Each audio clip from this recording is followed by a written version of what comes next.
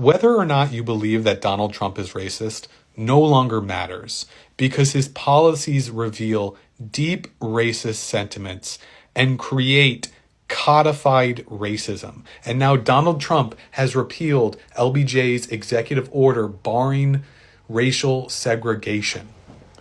Donald Trump is bringing back segregation. And regardless of whether or not you think that in his heart he is racist, he has continued to embolden racist, white supremacists, and codify racial segregation. That is a problem that we haven't seen in over 50 years. He is inflaming racial sentiments. He is instigating white supremacist and Christian nationalists. So whether or not Donald Trump himself is racist no longer matters because he is the first president to reinstitute segregation federally in over 50 years. Y'all, we need to talk because the Trump schmatzy administration just banned segregation in all federal contracts. You know, segregation like separate bathrooms, Jim Crow 2.0 bullshit. By the way, a black man just delivered my freaking UPS mail. You all are fucking unhinged with this bullshit. And to be clear, this is not about policy change. This is not about saving money. This is a message, a big, loud dog whistle to black and brown people trying to instill psychological warfare, a message that they are not safe. And it is meant to make people feel small and afraid. And white folk, this message is for you. Y'all need to call this out, not just online, but at work, at school, at the dinner table. This ain't just politics, this is real life. If you stay quiet, you're part of the problem. Speak up, shut it down, because separate does not mean equal. It was never equal, and we are not going back. Take action. You want to do something? Read a fucking book. Better yet, support black businesses. By the way, ladies, they know some really great shit. Somebody find this company. I bought it at a Pride festival. It's freaking amazing. And when it's empty, I will buy more. Show up for your black and brown neighbors. This is the only way we're gonna win from these schmazzies. This is absolute, utter bullshit. For the love of God, share this post. Share it everywhere. I love it when white people speak out. You know, in my last videos, I usually say that it is important that we as humans to unite to fight against all forms of racism. It doesn't matter whether you're black, white, brown, it doesn't matter. We have to stand and fight against racism. And I'm so happy that white people are finally waking up to this reality that racism is something that needs to at least be reduced completely, right? So if you're just joining, my name is Amanda. Welcome to my YouTube channel. Here I review videos on various issues and all of that. So do the needful, click on that notification bell, subscribe, and always come for more videos. Let's continue with the remaining videos. You know, black people really don't give a shit if they can't be around white people, right? Like, you think that black people give a flying fuck that you're not going to let them into your racist ass place? Because I promise you they don't. What's really going to suck is not being able to go into black spaces like that. That's going to suck for white people who enjoy things that are cool and fun. That part's really gonna suck. But, like, we deserve to be kicked out. Okay? You think segregation is hurting the black and brown community? Scroll through their videos. They are laughing, having a good time, celebrating. They try to stay away from us, for the most part. Not in an evil, mean way, the way you would love for it to be, in a safe, protect themselves kind of way. because white people get brown and black people killed. So you're not doing anything to harm them. You are going to harm your businesses by losing them. You're going to harm the atmosphere because it's going to be so boring and staunch. And on top of that, you're showing us, the ones that just want everybody to have freedom and, rights, don't want to go back to the 60s, you're showing us where not to go. You're making it very simple. So yeah, you're not hurting anybody but yourselves by trying to bring the evil to the world back out into the open, because we know you've had it in you. You're just going to put it on full display so everyone can see not to go near you. So segregation, that's a joke. It's a disgusting, vile, evil joke that's only going to hurt yourselves. Nicole Johnson, she made a really good point. She said, bring back segregation, let's do it. We're gonna have black only restaurants, black only shops, black only theme parks, black only everything, right? Those will be the only good places to go, with all the good food, the good music. It would bring me so much joy to see that. And they're not saying like, hey, it's really truly blacks only. They would allow the approved whiteys like myself to come and think about it. That would kill all the racists that not only black people are spending their hard-earned dollars on only black businesses, but white people are too. And I especially want our white friends to notice. They're trying to pick a fight. I know that's what you said. You were very eloquent, and I watched the whole thing. You said you especially want our white friends and to notice. And I'm obviously white, and hopefully I can be called a friend. That's up to you. I don't know. I try to be a friend. But I know they're trying to pick a fight. They're absolutely trying to pick a fight. And that's not the first time they've done this. This is insidious the way they're doing it right now. And but I remember like in, was it 2020 during the George Floyd protests, I was out there with a lot of people. A lot of them look like me, and I saw the magical stack of bricks that just kind of appeared somewhere. Like no reason for a stack of bricks to be there. Yeah, but there was, I saw that. And then when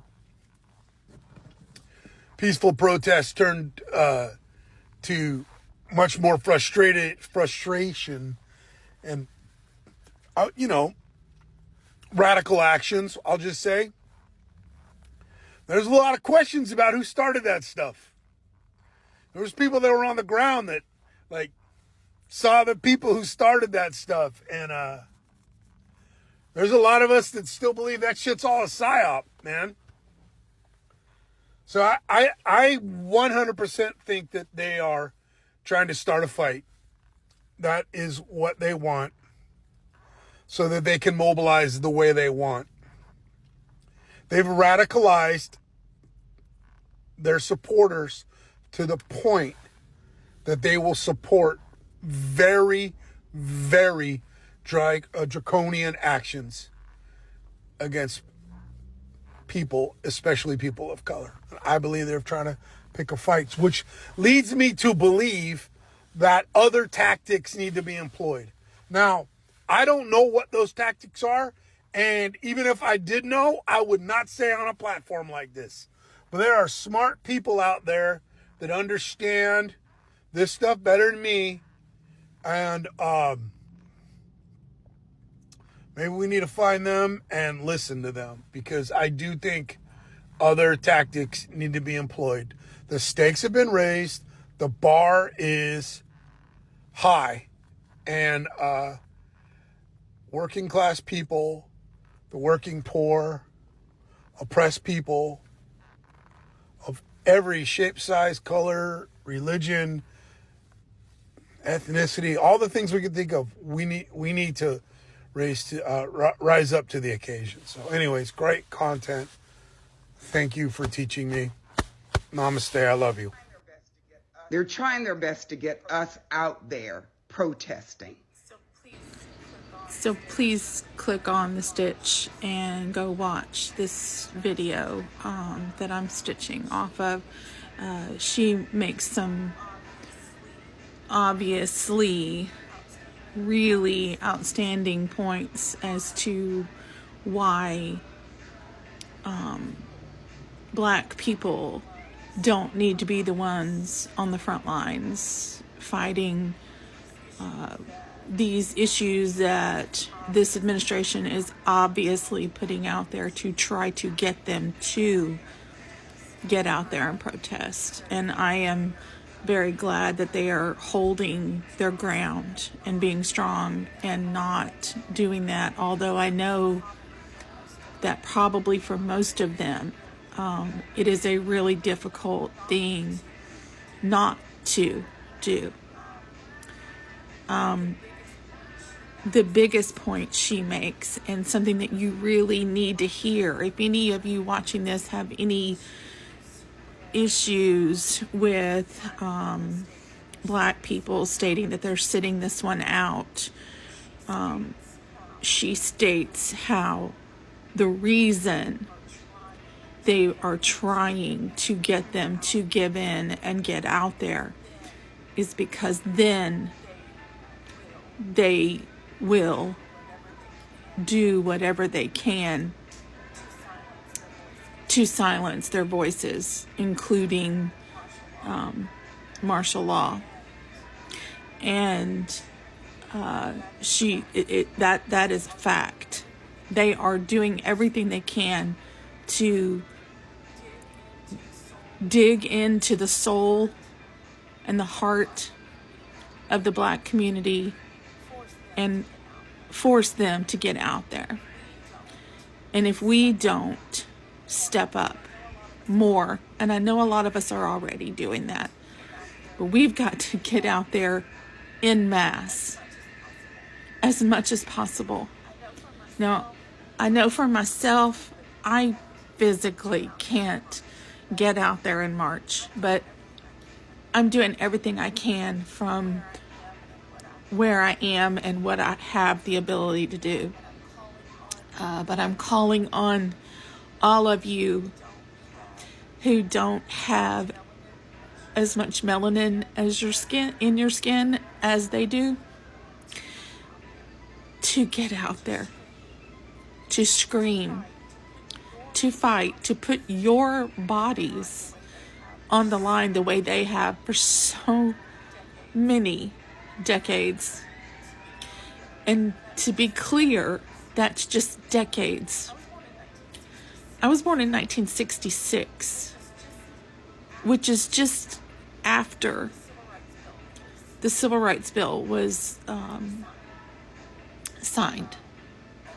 And I'm not even 60 years old yet. Now, some of you watching this may think that that's old, but in the grand scheme of life, it is not. It's still very new, and it can still be manipulated and changed, just like any other law, i.e. Roe v. Wade.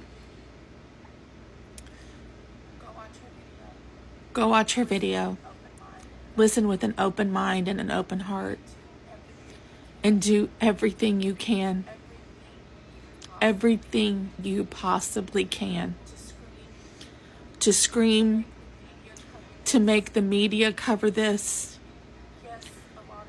Yes, a lot of what they're doing can be fought in courts, which she also brings up, and they completely understand that this is just to make them angry enough to get them out there so that this administration can use that as an excuse to hurt them. And we can't let that happen.